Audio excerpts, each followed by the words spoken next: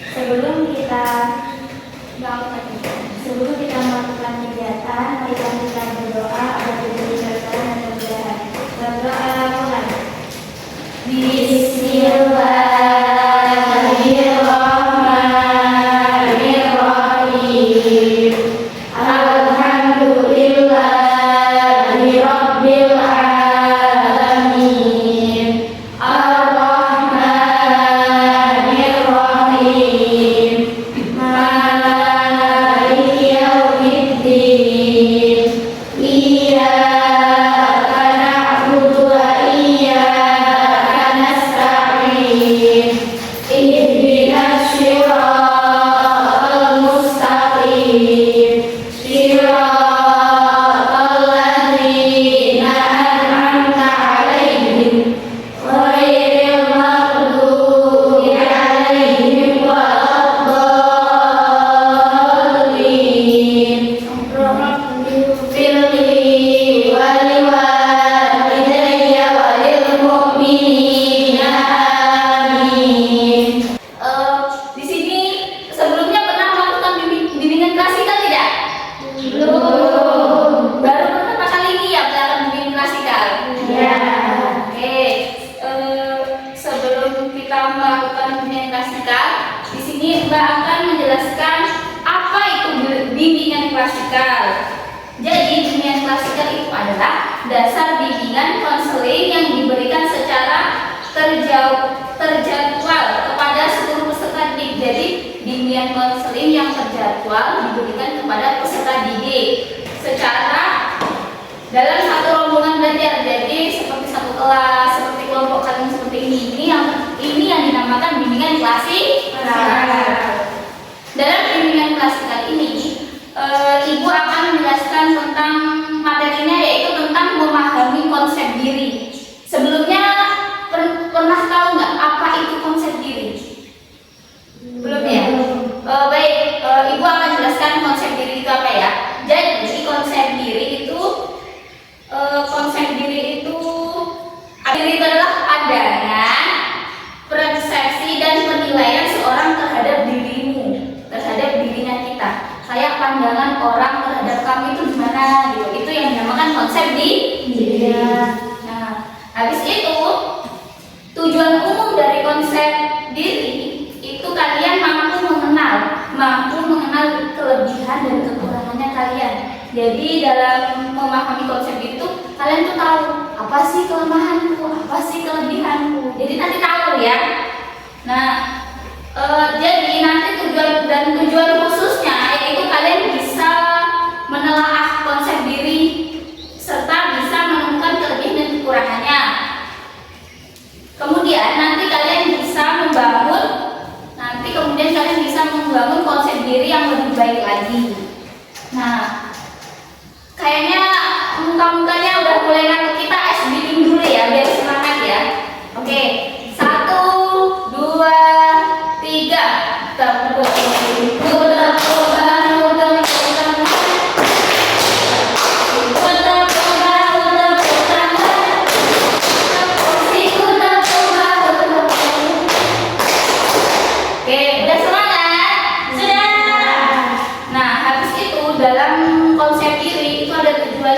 yang pertama yaitu meningkatkan kesadaran diri. Jadi nanti kalian itu sadar ini hal yang baik. Jadi tujuan dari konsep diri itu ada 5. Yang pertama yaitu meningkatkan kesadaran diri. Jadi nanti itu kalian itu sadar mana yang menurut kalian itu hal-hal yang baik. Terus mana yang bisa diperbaiki dan mana yang tidak bisa diperbaiki. Kalau bisa dibaiki itu seperti kalian itu sering tidur di kelas ya misalnya.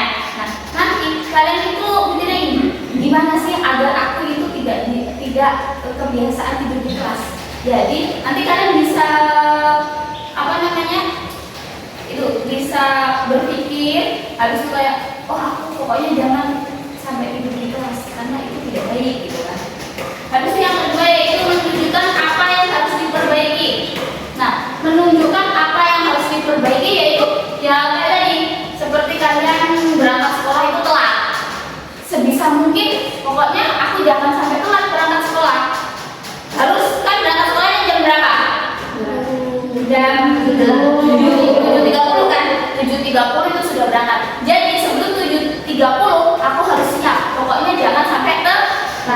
itu namanya menunjukkan apa yang harus diperbaiki. Nah, habis itu menunjukkan apa yang bisa difokuskan. Nah, yang difokuskan itu seperti kalian itu memfokuskan dalam satu hal. Pokoknya aku harus bisa ini. Misalnya kayak kalian juara satu sekolah kan? Ada nggak yang orang tuanya pokoknya kamu harus juara satu? Ada nggak? Nggak ada kan? Jadi kalau memfokuskan diri itu, aku pokoknya harus bisa. Jangan sampai aku gagal. Itu berarti fokus untuk masa depan. Nah, habis itu selanjutnya yaitu membantu dan bisa memahami orang lain. Kalian itu nanti bisa memahami orang lain. Kayak sifatnya teman ini tuh yang ini nggak suka kalau dia itu dibentak-bentak. Jadi kamu sebagai temannya harus memahami dia. Oh, temanku ini nggak bisa kalau dibentak-bentak. Nanti kalau dia dibentak-bentak, pasti dia marah, dia nggak suka. Nah itu, pokoknya saling memahami satu sama lain. Nah, yang terakhir yaitu lebih menghargai diri sendiri. Jadi apapun yang terjadi kepada diri kita sendiri, itu kita harus bisa menghargai. Jangan kayak OVT lah. OVT hal-hal yang tidak baik. Pokoknya kamu tuh bersyukur sama diri. Oh, aku bisa kayak gini, aku bisa kayak gini. Itu bersyukur. Jangan sampai merendahkan diri. Bukan merendahkan diri ya, tapi merendahkan diri agar maksudnya biar terus ke atas, jangan sampai ke bawah gitu. Paham kan? Nah, terus ada konsep di dalam konsep diri ini ada yang negatif dan ada yang positif. Kalau yang negatif itu kita tuh selalu overthinking sama hal-hal semuanya kita itu belum mencapai tujuannya kita, tapi kita tuh udah menyerah. Allah, aku juga nggak bakal sampai ke situ. Pokoknya jangan OVT. Konsep diri itu harus, pokoknya aku harus bisa menjadi seperti itu. Jangan sampai patah semangat. Pokoknya jangan OVT. Nah, terus kalau yang positif itu yang tidak pesimis. Jadinya dia itu, oh aku pokoknya harus bisa, aku nggak boleh nyerah. Pokoknya kebalikan dari OVT tadi ya. Nah, faktor-faktor selanjutnya yaitu faktor-faktor yang bisa mempengaruhi konsep diri. Yang pertama yaitu kegagalan. Jika kalian melakukan kegagalan dalam suatu hal, semisalnya, contohnya itu apa kalau kegagalan? Kalian pernah kan melakukan kegagalan apa itu Pak? Kalah pas lomba. Nah, kalah pas lomba. Itu faktor-faktor yang mempengaruhi konsep diri. Nanti semisalnya kalau konsep dirinya rendah, kalau kamu mengalami kegagalan dalam itu lomba, pasti kamu kayak apa sih? Aku kok gagal? Alah, malas aku untuk masuk lomba itu pasti kayak gitu kan? Nah, pokoknya jangan kayak gitu. Terus habis itu kayak dituntut orang tua yang tadi kayak pokoknya kamu harus juara satu. Itu namanya faktor-faktor yang bisa mempengaruhi konsep diri. Jadi nggak ada kan di sini yang dituntut kamu pokoknya dapat juara satu, nggak ada kan? Itu bisa membuat diri kita itu down. Jadi kita itu kayak nggak ada semangatnya. Pokoknya kalau gagal ya dia kayak udah patah semangat gitu. Paham? Ada yang tanya kan? Tidak ada. Oke, sebelum kita melakukan itu kita SBK dulu biar semangat lagi. Yuk, 1, 2, 3. Dapur itu dapur baru dapur tangan. Dapur itu dapur baru dapur tangan. Dapur itu dapur baru dapur tangan. Oke, selanjutnya yaitu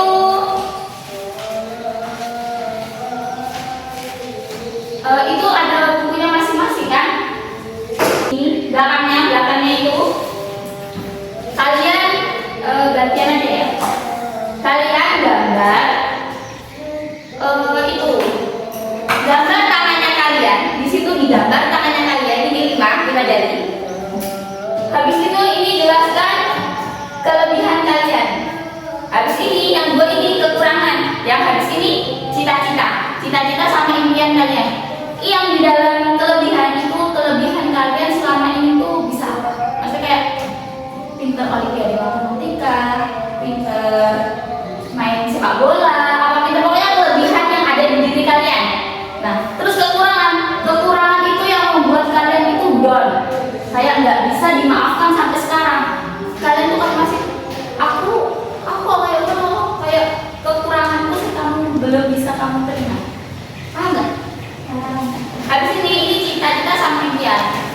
coba gambar.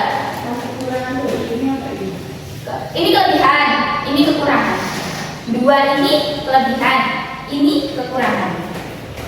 Ini satu kertas Dua tangan ya, tangan kamu dan tangannya dia. Oke, coba. Nanti habis itu kalau itu nanti dipresentasikan di depan ya. Itu menurut kamu. Oke. Yuk.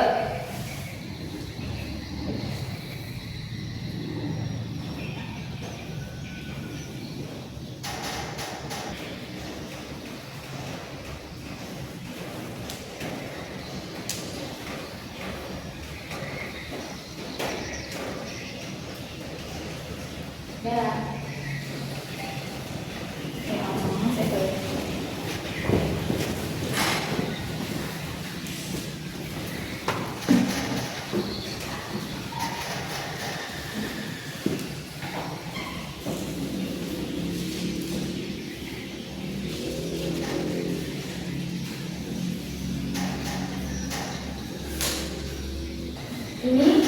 Ini kelebihan dua ini ya. Ini kekurangan. Yang satu ini kita sama yang dia tadi. Menurut kalian ya itu kalian sendiri apa? Kalau bingung apa yang bingung? Ayo diisi. Bingung ya apa ya? Kelebihan dalam dari apa di dalam dari di dalam dari di luarnya ditulisin kelebihan kan jadi kayak jadi ini kan kelebihan ini yang kekurangan di atasnya tulisin kekurangan kelebihan ini nanti cita-cita sama impian isinya di dalam dari ya.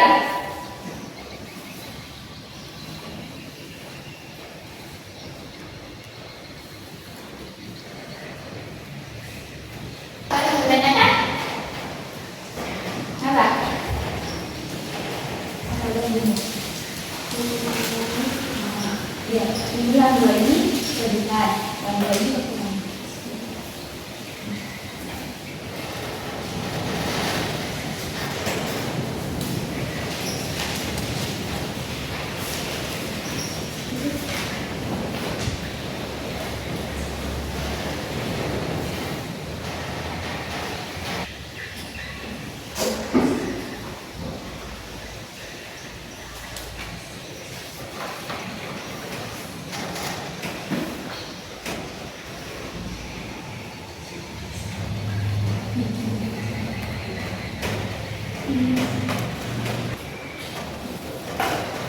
Udah?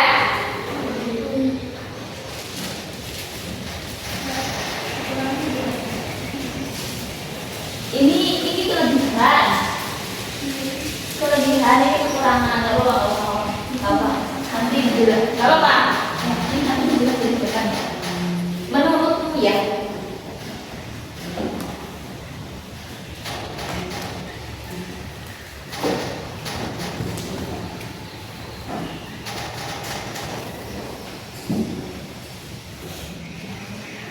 Bingung.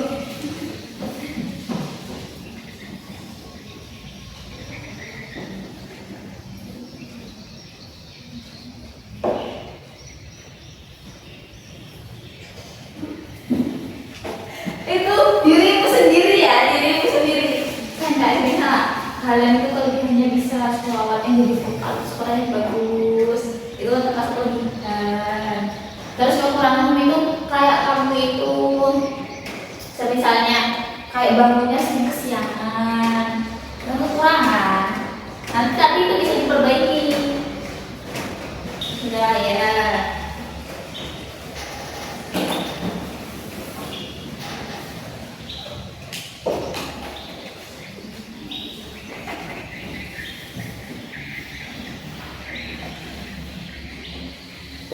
Dikasih dulu konsep ini ya.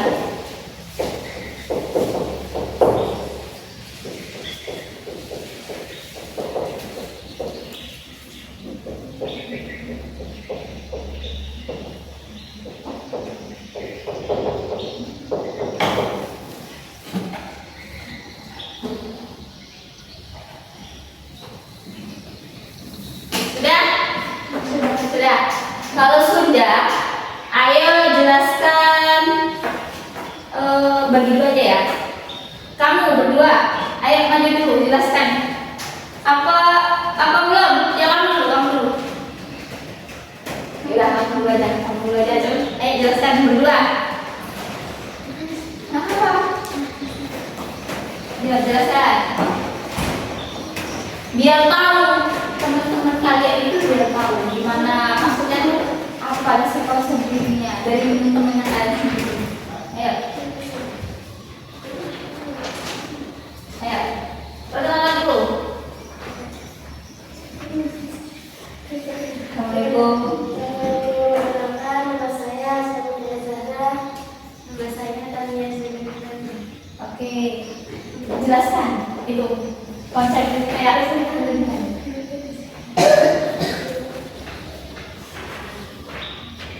Saya mempunyai tugas seperti suka mencatat pelajaran IPA.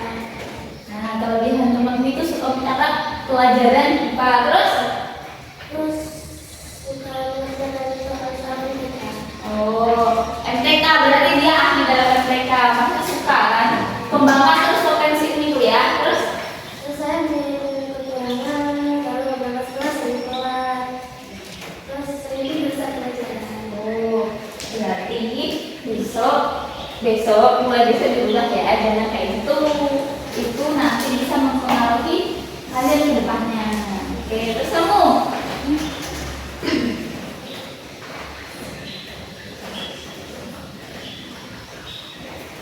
Saya mempunyai kelebihan suka belajar. terus Suka membaca novel.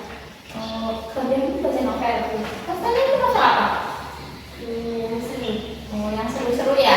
Oke, terus Terus kekurangannya tidak bisa pelajaran bahasa Inggris oh ya. Sama apa lagi? sama jarang mendapat pelajaran. Bisa-bisa jalan kayak gitu ya. Nanti ruginya di kalian sendiri. Udah, sama dulu. Ayo 2 orang lagi. Habis itu sudah. Ayo, siapa yang mau jadi 2 orang?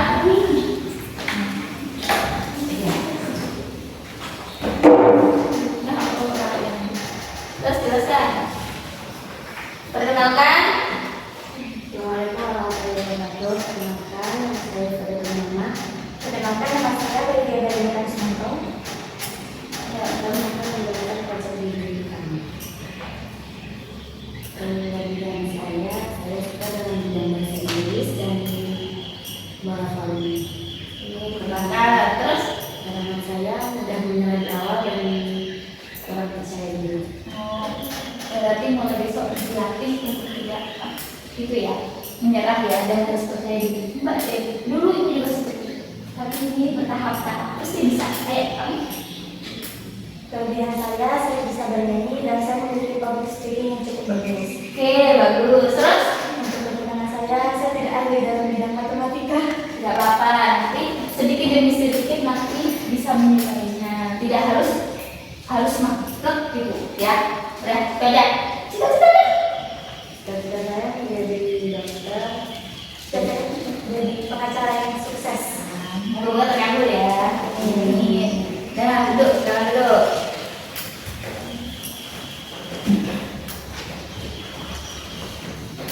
Jadi, lanjut saja ya.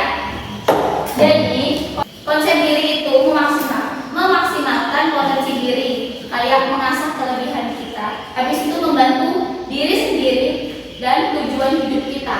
Jadi dalam konsep diri itu kita bisa membantu diri kita sendiri itu mencapai sebuah tujuan. Nah, habis itu seberapa besar kalian menangani masalah yang kalian mampu hadapi masalah secara fisik. Seberapa besar kalian mengalami masalah, terus kalian itu bisa menanggulanginya. Seberapa besar? Pernah tidak mengalami masalah? Nah, apa contohnya salah satu aja? percaya sama Tuhan. Oke. Terus yang lain?